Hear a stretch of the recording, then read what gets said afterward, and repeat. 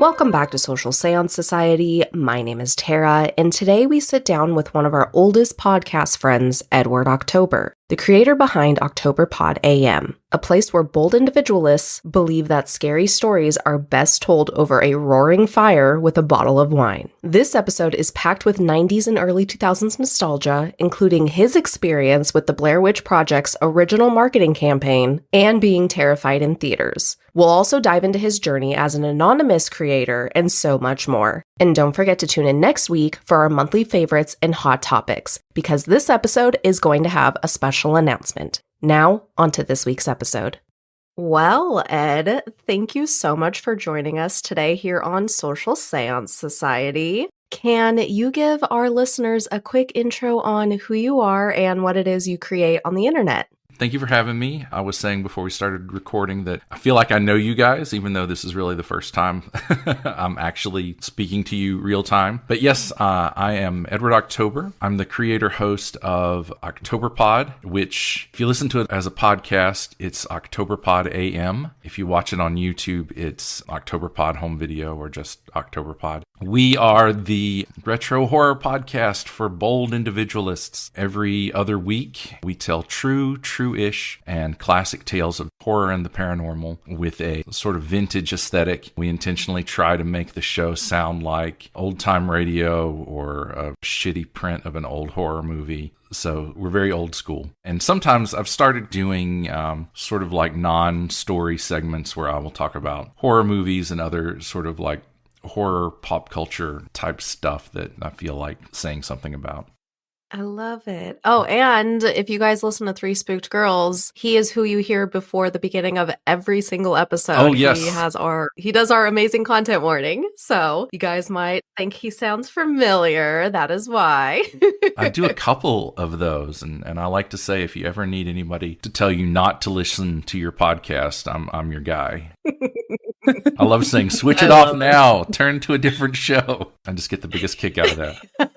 Go over here instead. No, just kidding. No, I love it. And I love your guys' style with your show because it does have that old-timey feel. And because I know at least for Jessica and I as creators, I like to listen to stuff that's really different than what I produce myself. And every story, it's very immersive. It's great to have on in the background. So y'all definitely go binge it. I find the whole audio drama subgenre, I guess, or category really interesting. So can you kind of walk us through how you decided to start this project and what inspired you with all of that? Sure.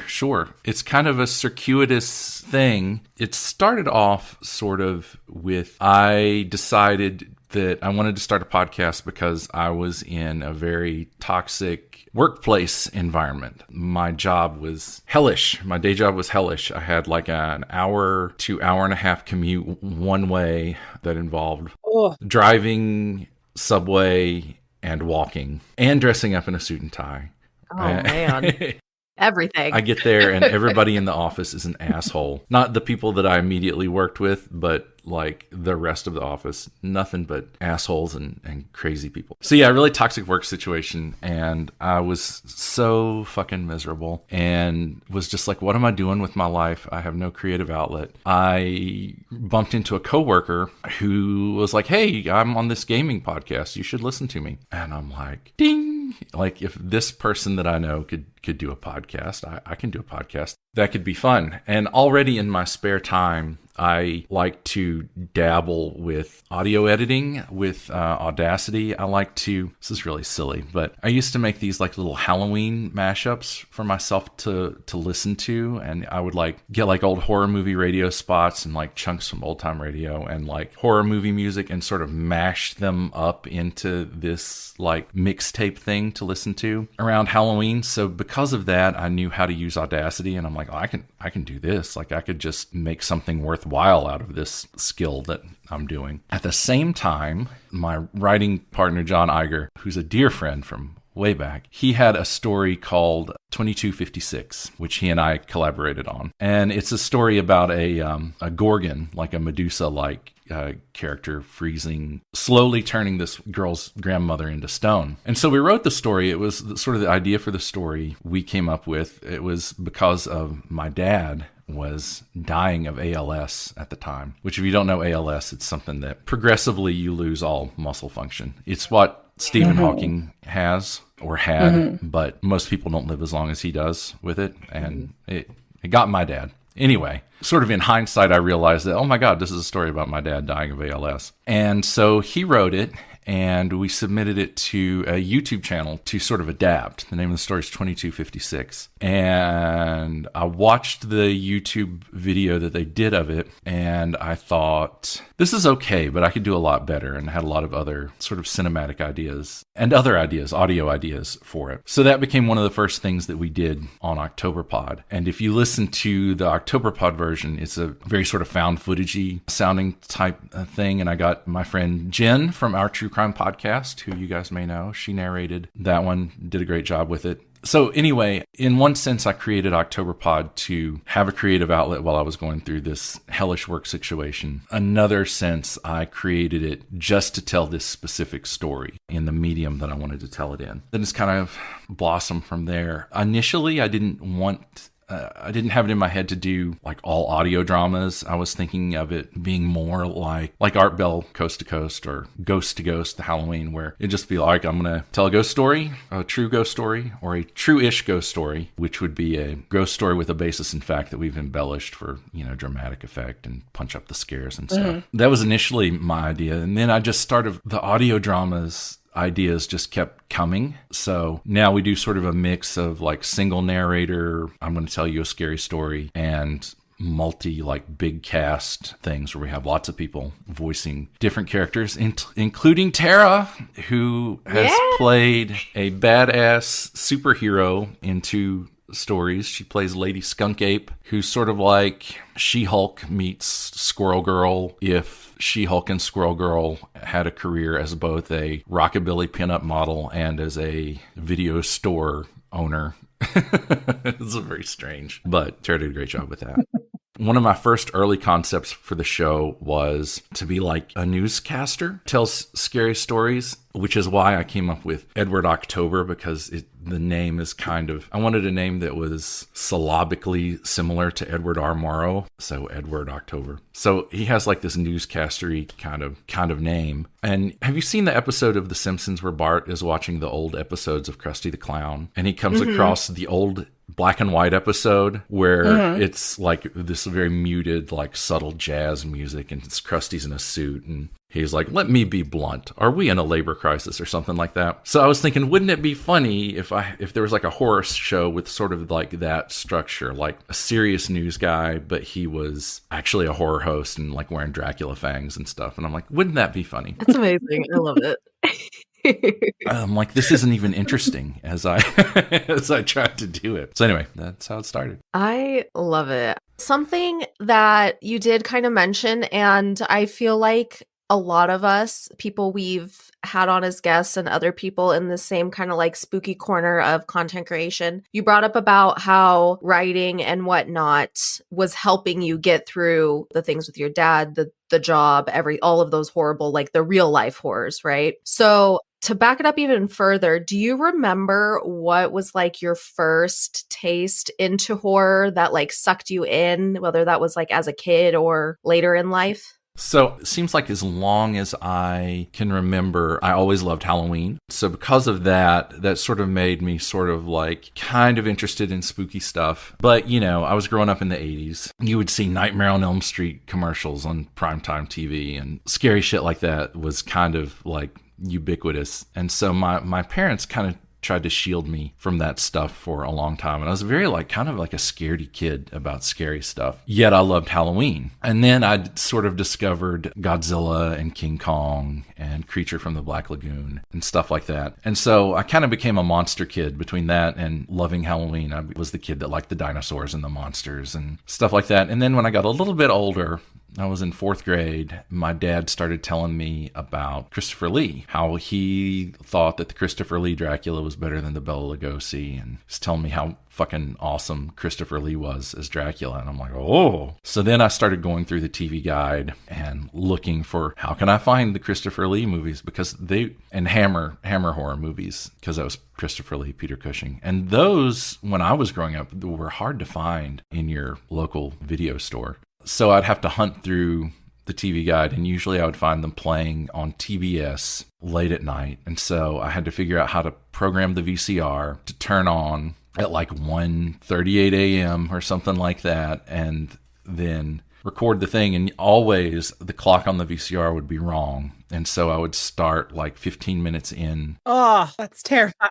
The Evil of Frankenstein. It wasn't until, I swear to God, I love The Evil of Frankenstein. It's my favorite Hammer Frankenstein movie. And it wasn't until I got the Shout Factory Blu-ray a few years ago that I actually got to see the whole first 15 minutes of it after having the movie memorized from watching it on TBS.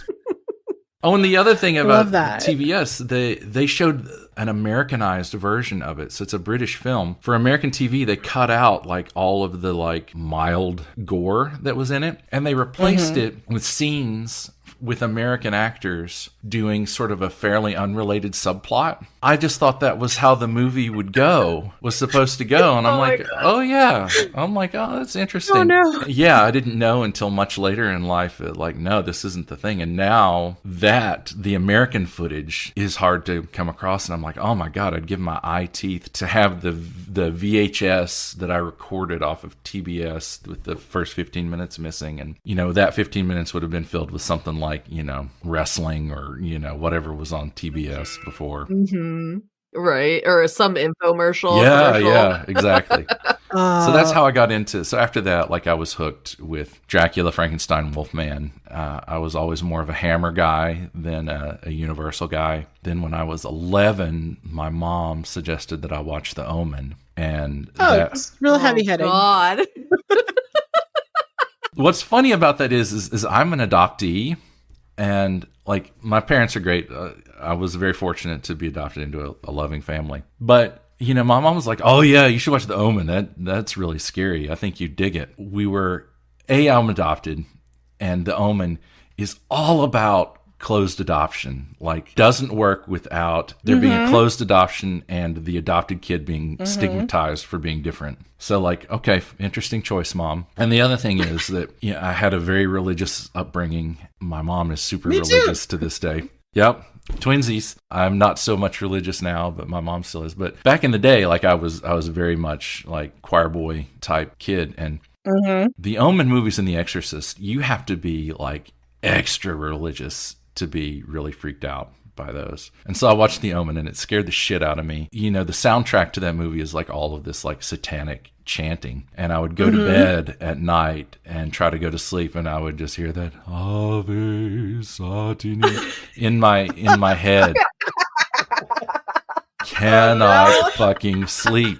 But what I did is what I do with all other horror movies that scare me. I watched it until I became desensitized to it. And now, the Blair Witch Project. I was in college when the Blair Witch Project came out, and we went to see it at like a midnight showing. Me and my buddy Sam, shout out to Sam. We went out to the Blair Witch Project, and the midnight showing scared the shit out of me. I was like, like 19, 20, I forget how old I would have been at the time. Like their age, right? Old enough to not be scared of rocks and sticks in the woods.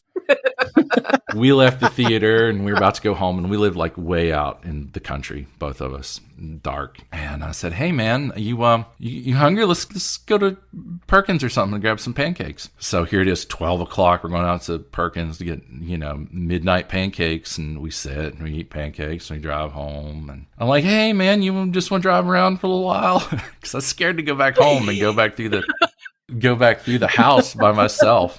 And finally he dropped me off. It was like 2 or 3 o'clock in the morning, and like I said, we're out in the country, pitch black, not a light on in the house. I have to go in through the basement garage door, up the stairs into this dark house, I was like so scared of the Blair Witch. And I swear to God, it's like 3 o'clock in the morning. My dad is like working swing shift. My mom is home asleep. I wake my mom up and I'm like, hey, Mom, I rented U.S. Marshals with Tommy Lee Jones in it the other day. Do you want to watch U.S. Marshals with me, Mom? And she's like, what? But anyway, yeah, I was so scared that like I woke my mother up to sit up with me and watch a Tommy Lee Jones movie.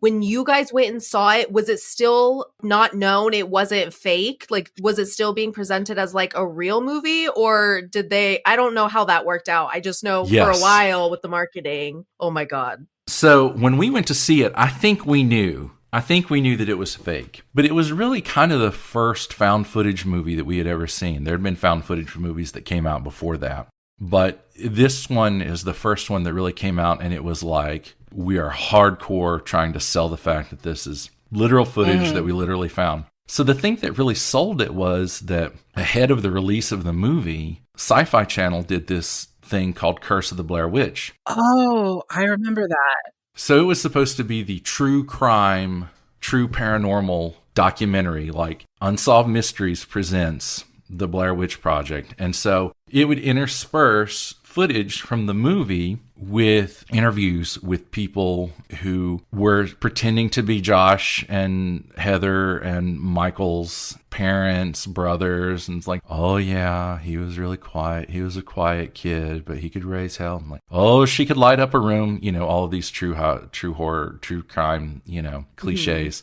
But you know, all of the lore, like the tapes being found in the foundation of a house where the sediment meant that it had to have been buried hundreds of years ago. Some, you know, like that was all in people's heads from watching that. And so I think we knew that it was fake, but it still worked its magic on us. But I know that there were people at the time who went to see it. I remember overhearing a conversation with some girl saying, you know, I saw the previews of it and I don't want to see it because all those screams, those are real. They're really screaming. Oh. So, yeah.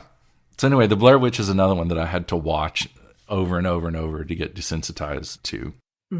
Yeah, that was my Blair Witch experience. I love that because I don't know, we haven't talked to anyone, and like off the top of my head, you're the only person I know that like actually was able to like go see it in theaters and like experience it and everything. So I love that. Horror is so mainstream, but it's also like not at the same time. Especially, I feel like even when I was going through like my teen years and stuff in like the 2000s and whatnot, it was still weird to like horror for the most part. Like it wasn't, everybody loved it. Like I'm so glad so many people love it now and are more open to it now, or we're just all admitting it now. I don't know which, but I love that. I'm definitely of a generation where people were still like, why do you like that stuff? Like, what is it about that you like? Because people just wouldn't get it. But to me, it's just like comfort food to me. Like I will, I have sat down many a time with a plate of, microwave ravioli and watched Dawn of the Dead, and it not faze me. For sure. Something that's very unique to you as a creator, and we talked about it for a second before we started recording, is you keep this air of mystery around you and don't show your face or anything. Can you kind of like talk about how that is, and if there was anything like why you decided it, or you just started it and then went with it? So yeah, I'm super curious. So other than not, appearing in reflections and no, so Edward October is really sort of a character more than it's just me. I mean, quote, Edward October is just me, but kind of cooler. I sort of envisioned the character as being sort of like, in his head, he's the most interesting man in the world of horror, but he's actually, his suit is all wrinkled and stained. And so that's sort of the sort of rubric for how I envision him. Initially, I was a non-face shower because out of security. I had a young son at the time. He is not so young. He's a surly 13-year-old now. But at the time, he was still very young. And so, I was concerned about all the crazies. And then the farther I went along, the farther Ed became less me and more sort of his own character. I've had artists do, portraits of him and he's this guy in a rumpled suit and has a pumpkin for a head and a mask for a face. And so at that point, it's like, well, I don't want to destroy the mystery of, I want you to close your eyes and imagine that it's this schlubby guy in an old-timey suit with a pumpkin for a head and not this guy who in LL Bean and, a Sting t-shirt behind a mic. So that's a big part of it. And also I've run into this with the voice actors. I collaborated with a voice actor who is like a legit professional actor on an episode. And I linked to this person's personal account in a social media post. And the personal account had, like their pictures on it. And they're like, hey, could you take out that link? Because as a voice actor, you can sometimes makes it difficult if people know what you look like to cast you in a role. So say you are, 46-year-old dude and you want to go out for the part of like a 20-something superhero. As a voice actor, you could make your voice do that. And if you close your eyes, you're like, oh yeah. I mean, think about what Lion-O or He-Man look like. And then the guy who voiced them, they look very different. I guess that's also part of it too. It just keeps up the mystery. Yeah. Most people know what I look like, my profile picture, whatever, TikTok, blah, blah, blah.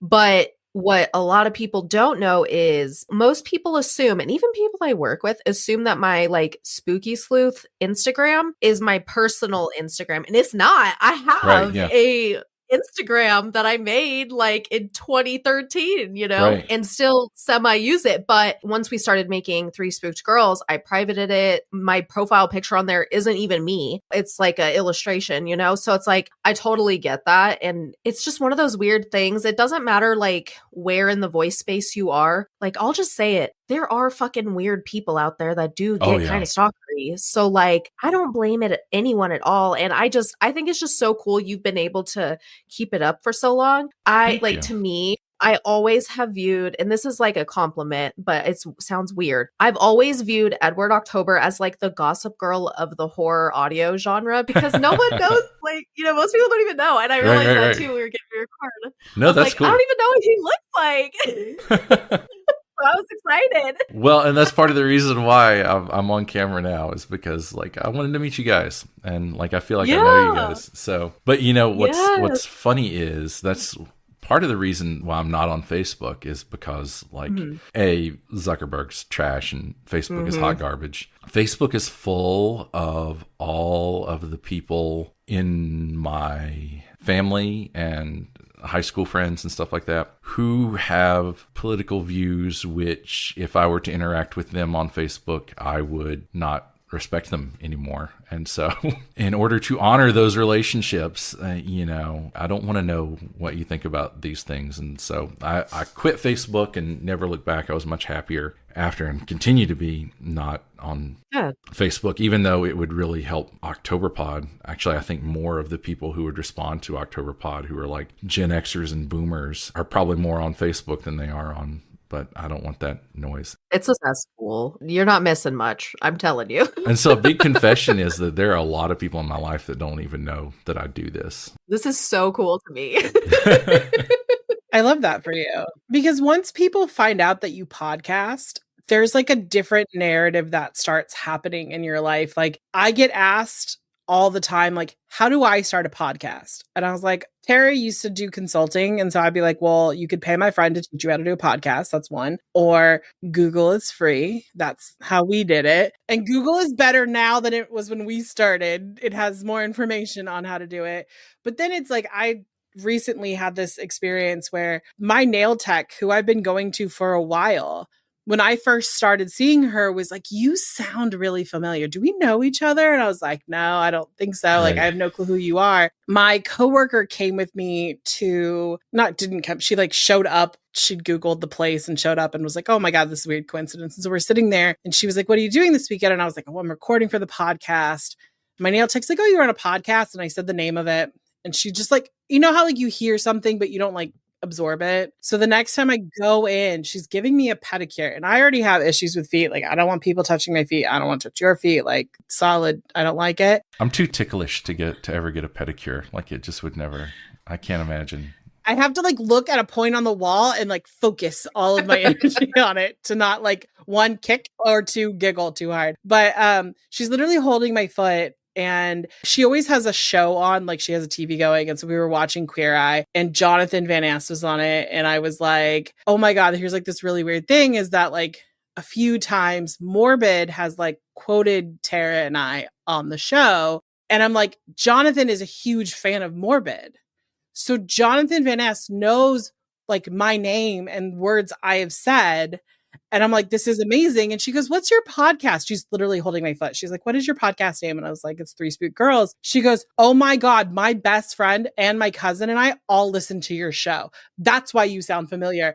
And I was like, Gabby, you need to put my foot down. Like, you can't have this conversation with you holding my foot because it's weird. And it's like, I know that I podcast, but then like there's this whole other side of me that like forgets that I'm a podcaster because this is what I do in my house.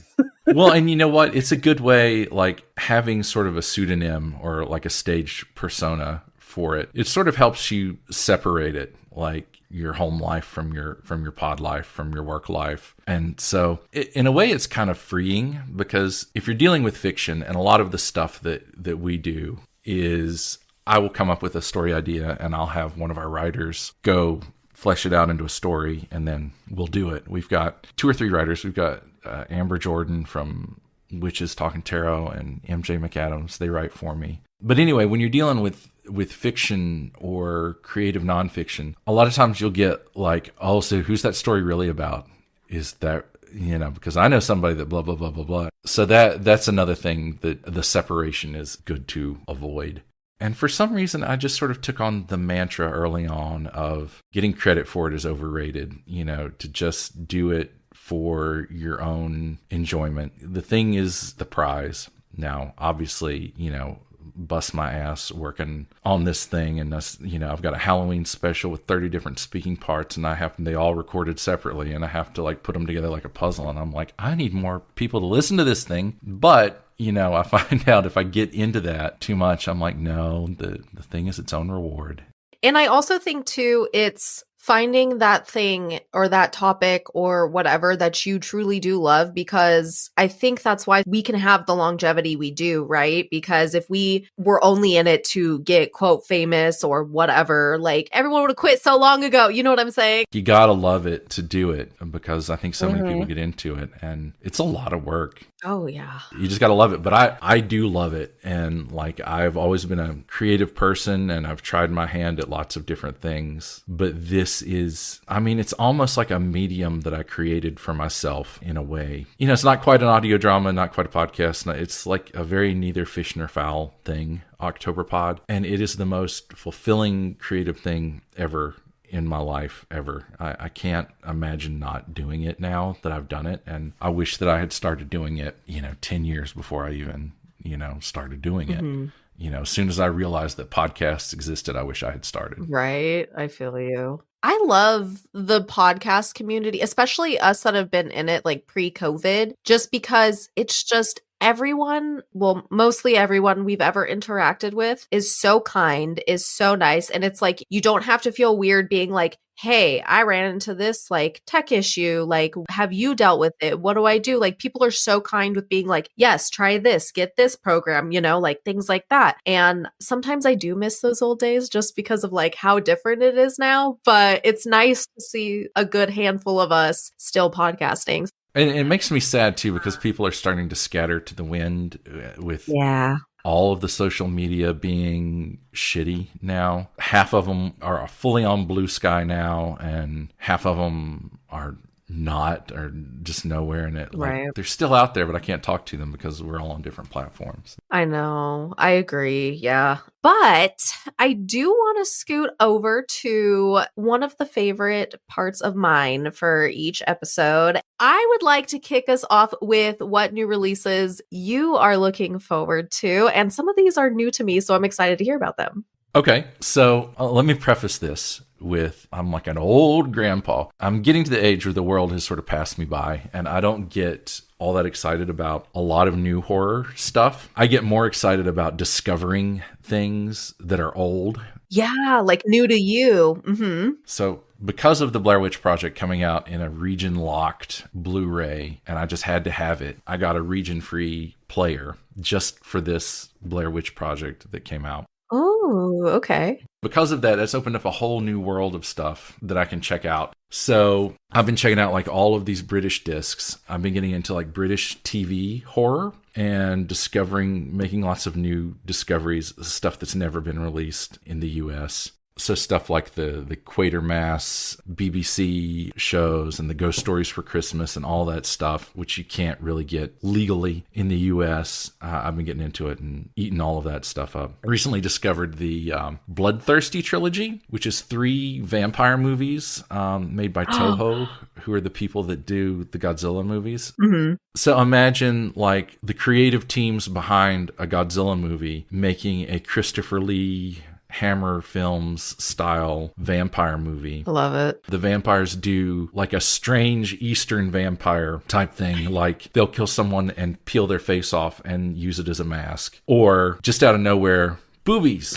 It's like, oh, this is a very like normal, like 60s style Hammer. And then like, oh my God, she's naked. But anyway, those are really, I'd never really heard of those. The movies are Lake of Dracula, Evil of Dracula, and I want to say Legacy of Dracula. They're really cool. Worthwhile. But for new movies, they are making a sequel to It Follows called They Follow, which right off the bat, I love it when the sequel is just you pluralize the first one. So like Alien, Aliens, Predator, Predators. Uh-huh. I was just listening to your last Social Seance Society episode, and you guys were talking about It Follows. And I'm like, but I love that movie. Oh, God. What I loved about it is sort of the dreamlike quality of it, because it does a really great job of doing dream logic that you don't really think about until after it. You know, like the movie starts off, she's swimming in a pool, but all the leaves are brown. And then when they get up and go out, they're wearing these heavy, heavy winter coats and the awesome clamshell reader. And it's just like all these like weird, dreamy, you never see the faces of any adults who aren't it. And it's just like one of those like Easter eggy, dream logic-y movies that I really like. So I have high hopes for They Follow. The other one I'm looking forward to is Robert Eggers, who did Nosferatu this year, and The Lighthouse. Supposed to be, his next project is going to be a 13th century werewolf movie. Mm-hmm. So I really like all of his stuff. And The Lighthouse is very quotable with Willem Dafoe and his lobster speeches. Did you guys see Nosferatu? I don't think it's a Jess movie, I will say. I am wanting to watch it, and I look at it every damn time I'm on Peacock. I'm gonna watch it. I just haven't. Long answer short, I haven't watched it yet, but I plan to. But I want to be able to like not be interrupted, give it my full attention, you know? So I'm like, I have to find the right day. But yes, I really want to watch it. I've heard good things. We had Shelby from Scare You to Sleep, and she hyped it up and said it was, you know, great, especially if you do like those movies with like kind of like the creature feature type of characters and things like that. So I'm looking forward to seeing it for sure. Yeah. I think you would dig it. I think so. Yeah. It seems my vibe for sure. My problem is I've learned my spouse likes very specific type of horror movies. And I feel like when it's kind of like slower a little, I don't know if this one is, but like when movies are kind of slower, she'll like be like, oh my gosh, it's so boring. And then I have to like hear her yapping. And I'm like, no, I need to be left alone with this movie because I just want to watch it. I thought it was way too long. Mm-hmm. I've heard that. It's over 2 hours long. And I think you could have cut like good 20 or 30 minutes out of it. I really do. And I think a tighter cut of it would have made a bigger impact with it. And it's basically the same story as the silent film. And the silent film is like, 90 minutes long? Right. They don't even have dialogue to work with. I think that horror movies really benefit from a tight runtime. Mm-hmm. Dawn of the Dead, I think, is the exception that proves the rule because it's kind of like an epic adventure, really. It's a comic book movie with zombies in it, so I think it can get away with being long. But like the movies that have scared me the most, usually, you know, like Blair Witch Project, Texas Chainsaw, Henry Portrait of a Serial Killer, all of those are under 2 hours, and some of them are like, you know, 80 minutes. Like Blair Witch Project is barely 90 minutes long, and I think that with a horror movie, you want to get in and out really quick. Mm-hmm. so that you have like a real gut punch. For sure.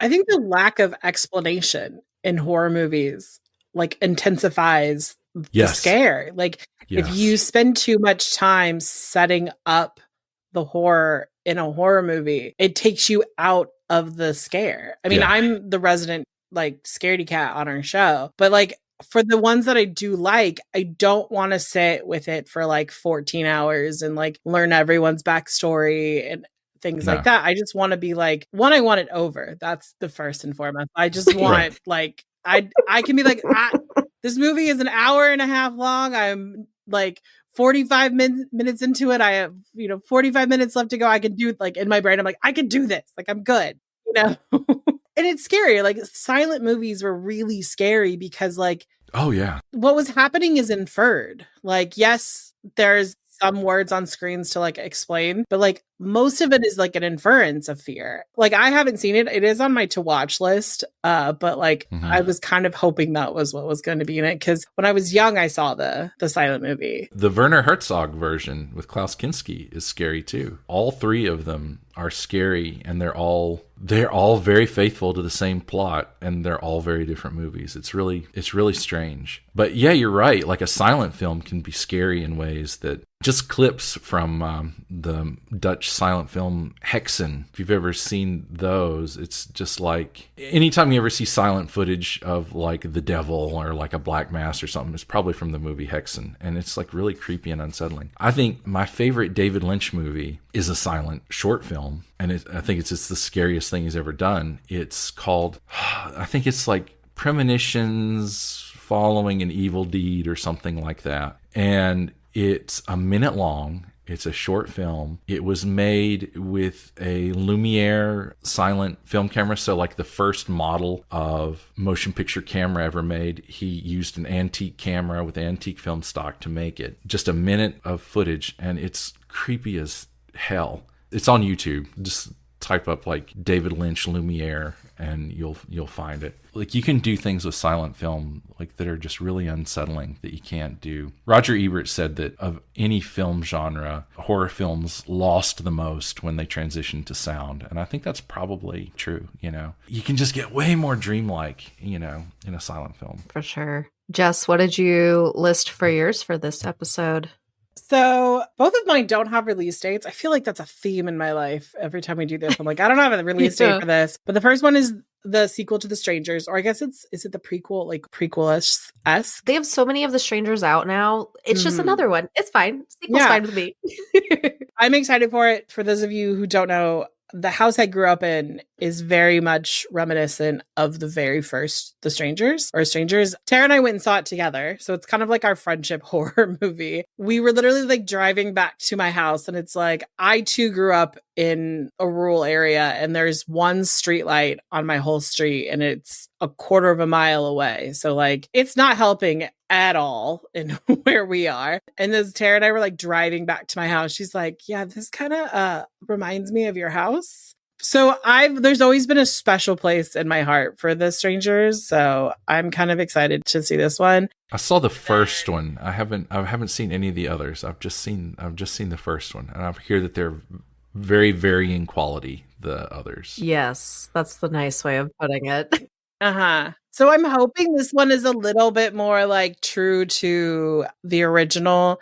I like slasher movies, and I like that kind of like horror, like jump scare. I'm not really like into anything kind of demonic-y. I kind of like freak out because I also was raised extremely religious, like to the point where like I went and saw Paranormal Activity, had a very similar experience to your Blair Witch, where I dropped my friend off at home. And I called another friend and was like, can I come to your house? Because my parents were home. I lived in the middle of nowhere. And I was like, I don't want to be in my house by myself right now. And I slept with a Bible for like a month because I was like, fuck this shit. Because I was living, like I'd moved back home. So I wasn't in my bedroom. I was in my brother's bedroom because of like people living in my parents' house. And it was like an attic space, but it was like an A-frame. Like it was the top of the house. Oh my God, yeah. So you can only stand up in the middle. terrifying, terrible. So it's the link of the house, but like you couldn't see the other end except for there was like a window. And of course it's pitch black outside. So everything was just like more intense up there because if you got too close to the wall, you felt like you were being like encased in something. So like I very much slept on like the edge of my bed and it was just not great. And then I finally told my parents, like, I can't live up there. Like, you have to make other people move. Well, that was you going to bed with the Bible. It reminds me of the scene from The Omen where they go into the priest's shack and he's got like the room wallpapered with pages from the Bible because he was too scared of like the Omen evil getting into him. That was step 2, I think. if it's not God. And I remember like telling my dad, my parents were very religious, so my parents prayed over it and they were like, you shouldn't see these type of movies. And that's kind of when I realized, like, because of my religious trauma, these movies fuck with my head. And I'm like, anything that's kind of like demonic-y, like I'm like, I don't want to do. It's just not a good, I mean, Tara knows because I'll watch it and I'll be fine. And then suddenly, like, I'm a terrible sleeper as it is, but then like I'm not sleeping at all. And I'm a little bit like more anxious. Tara has like seen me through the years, like being like, oh shit, she shouldn't have watched that movie. I bet you haven't seen Longlegs yet. Have not. That would be accurate. No, I do like creature features. I think they're great. I love a good slasher. Like sometimes when I just want to like zone out, I'll just put Scream on and people are like, how can you watch that? I'm like, it's not as scary as you think. And Tara and I talk about like true crime things that are real, that are much more terrifying. I get a much more true crime vibe from the Scream movies than a general slasher vibe. When I watch slasher movies, I always root for the killer. I mean, especially if it's like Friday the 13th. I hate everybody in the Friday the 13th movies except for Jason. So like, he's the hero of those movies for me. Jason was just a misunderstood and an abused child who grew up to like, yeah, man, be brainwashed to murder people. I mean, my favorite franchise is Halloween. And so I never really root for Michael Myers, but I don't necessarily root against him. I think that's the best, for my money. I think that's the best slasher franchise. I think, like, I love my Jason movies, but I think there are more interesting Halloween movies than not. Friday the 13th, for example, has quite a few stinkers in it. But I think pound for pound, you get better quality with Halloween. And I like how many different timelines there are with Halloween. So you literally can find whatever one for whatever mood you're into, because some of them are just so insane and just way off. I think that graphic that's like, here, let's put all these together and which one's actually good. Right. So whoever made that graphic, just chef's kiss, because it literally, because everyone, I would just say about everyone, but like people who aren't really a true fan of like the Halloween franchise just kind of assumes that it like starts at one and then it's the same timeline all the way through. And it's like, no. And then like you factor in like the Rob Zombie ones. I mean, my literally favorite horror movie is Halloween H2O because one, the premise of this show is so funny to me because it's like, you have this like overly paranoid mom who's obviously told her son, like, my brother tried to murder me and he's locked in an institution and it's this whole thing. It's so funny to me. And she lets him go out of the house with that hair. And LL Cool J's like so good. His character in this is like one of my favorites. He's like literally just the worst security guard ever. He's just ignoring everything and reading his girlfriend his romance novel. I'm just like, you would be so fired. Just so fired. You just let the kids go off and she's like, why did you let him go into town? And he's like, I'm sorry. And she's like, fine, whatever. And I'm like, fire his ass. Like I'm sorry, I'm getting heated about this. I need to not. No, I love it. The Michael Myers mask in that one looks so derpy too. Oh my God, yeah. It's pretty bad. I've got a funny Halloween H2O story. Tell us.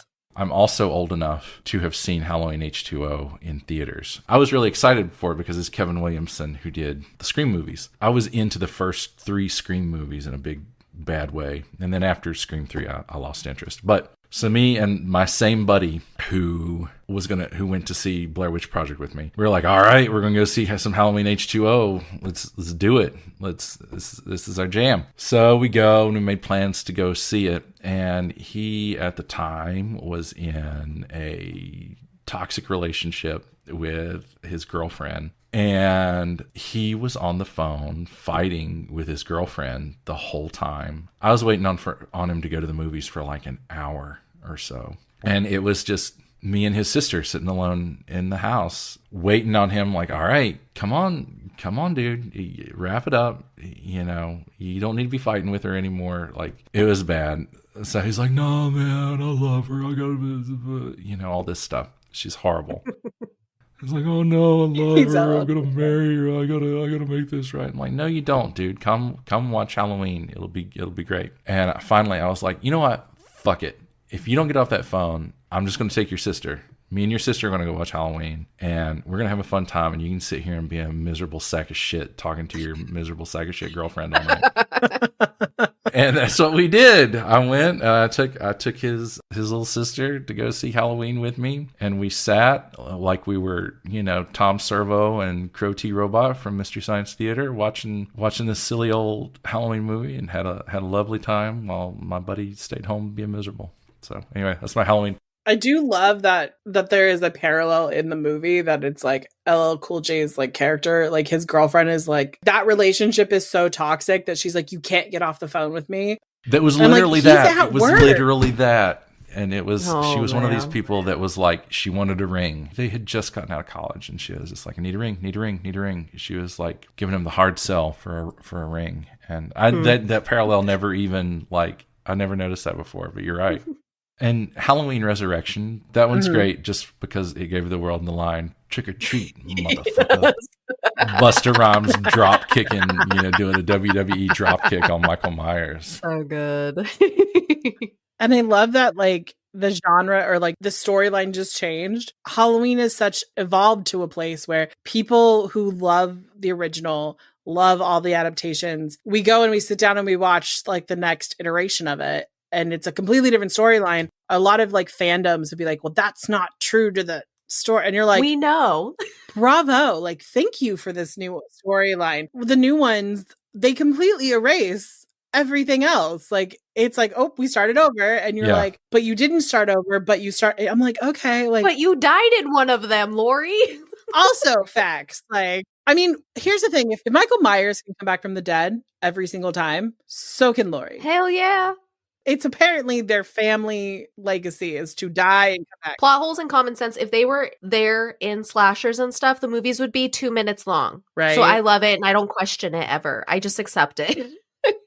Continuity is boring. As long as like the movie you're watching is true to itself with continuity, who cares? Right. For real. We're in that, like, we're getting the reboots and continuations of a lot of those, you know, movies from decades ago, and I am here for it, and I love it. Mine is going to be like totally different than what I've been picking. I'm a huge Fear Street fan. My kid loves Fear Street. That was kind of one of those gateways. So at the end of May, we have Prom Queen coming out, which is another Fear Street movie. And I don't know. I loved all three of the ones that came out, the trilogy. So I hope this one's good. And I love that it's like set in the 80s. It's supposed to be like 1988 prom. So it's kind of giving maybe a little bit of like Carrie vibes a little, plus, you know, whatever the book is based on. Because like, admittedly, I didn't really read too many Fear Street books, but just that nostalgia slasher vibe is definitely one of my faves.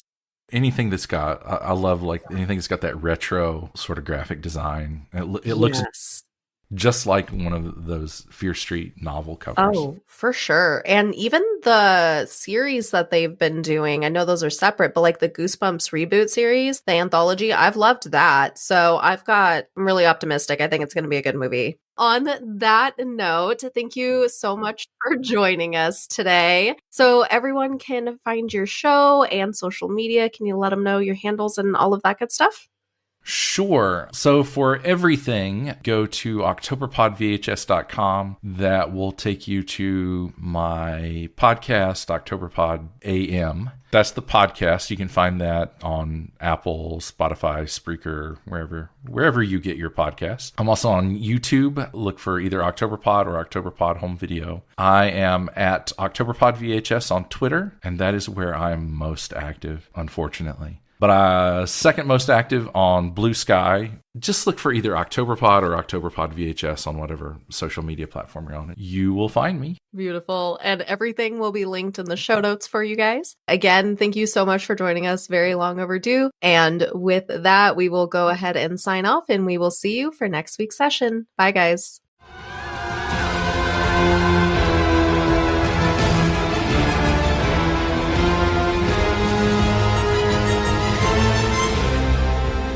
Hello, Toxic Avenger fans. You know what that theme song means. It's time for another exclusive audio clip from The Toxic Avenger in theaters August 29th. This time, we bring you the sounds of someone cooking breakfast and listening to the news. Enjoy.